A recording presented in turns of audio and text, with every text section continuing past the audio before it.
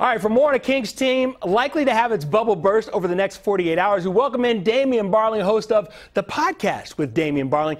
Damien, the Kings have lost 4 of 5 in the bubble. Just how disappointed should fans be in their performance, considering they were tied with the third best record in the NBA after the All-Star break? Extremely disappointed. I mean, you go back to the words. I feel like the words that we keep hearing over the course of the last couple of days are effort and consistency and all of those things. And Sarah, you just said, well, you can't point the finger at one person. I can. And that person is Luke Walton. Because when you talk about consistency and you talk about effort and you talk about things like that, discipline on defense and not fouling and all of those things, those are coaching. You don't ever call in an Eric Spoelstra coach team. Like they don't get called into question. The Toronto Raptors don't get called into question. The San Antonio Spurs don't get called into question.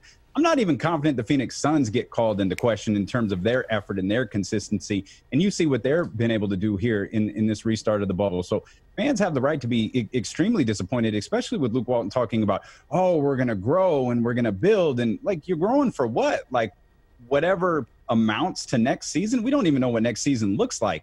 The playoffs were in grasps. And when you get annihilated by a team like they did Orlando, when you come out and talk about, well, we're going to grow from this and we're going to get better and we're just looking at steps going forward.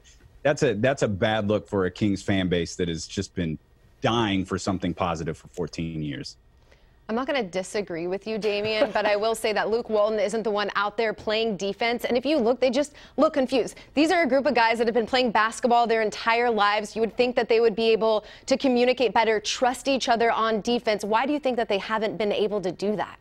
That's it, and that's a completely fair sentiment, and that's a great question. Why weren't they able to do that, particularly yesterday against Brooklyn? Because even in the game that they lost against Dallas, they were significantly more vocal on the defensive end. I remember specifically Buddy Hield, when he checked into the game against Dallas, first defensive assignment, he blows it. Kristaps Porzingis gets a dunk, and his teammates are on him. The coaches are on him. Luke Walton immediately calls the timeout, and even though they lost that game, it was one of the better games that they played. They were vocal. They were adamant that, hey, we've got to be better in this sense.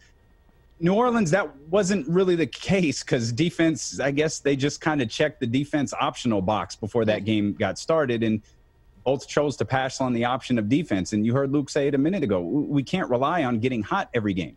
Well, if that's the case, you've got to have some consistency. Why aren't they having consistency?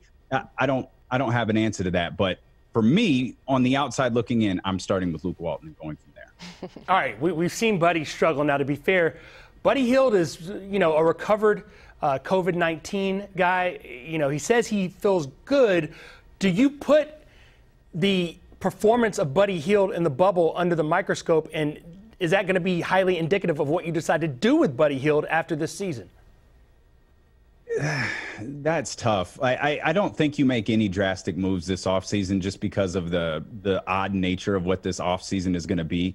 Even if the NBA season starts later, and that certainly appears to be the case, it's still going to be a very, very short offseason. So whether you like Luke Walton or not, or you like Vlade or you like Buddy Hield, I think you ride this out another year. But with Buddy, I think Buddy is elite when it comes to being a shooter. Like top of the NBA, top class shooter, but he wants to be a creator. Like he wants to be Kobe. He idolized Kobe. We know that. We all have heard that story several times. But I feel like if you remember when Marco Bellinelli came over from the Sacramento Kings, and the Kings were looking at Marco Bellinelli like, man, why isn't he making shots like he was in San Antonio? Why isn't he doing what he was doing in San Antonio? Well, it's because the scheme was different. And with Greg Popovich, it was, Marco, we're going to put you over there in the corner. We're going to put you in various spots. Your job is to catch the ball and shoot. You have no other job except for to catch the ball and shoot. If Buddy Hield caught the ball and shot it and didn't try to create plays a la Kobe Bryant or a la like a playmaker like James Harden, I think he'd easily be averaging 20-plus points a game. And that, eliminating his desire to create a play, would eliminate a lot of the mistakes that frustrate so many Kings fans on the offensive end. Damien, before we let you go, we understand we follow you on social media, on Twitter. Something about ESPN 1320. What can you tell? Are you coming back to the airwaves? Is that what's going on right now? Y'all saw that yesterday? Y'all saw that at ESPN 1320? I can tell you this. I think there should be a formal announcement on either Monday or Tuesday. But I'm going to be in a very familiar time slot with a very familiar opening theme August 17th on ESPN 1320, and I'm thrilled about it. Well, you got like 8 jobs over here, so we appreciate you taking the time to chat with us on a Saturday. Damien Barling of the podcast with Damien Barling, stopping by. We appreciate it. We look forward to hearing you wherever you may be, whether it's podcast, radio, terrestrial, pop-ups on my computer, whatever you're doing, Damien. We're going to be listening, okay? I'm going to be on all of them, but ESPN 1320, August 17th. Bet that.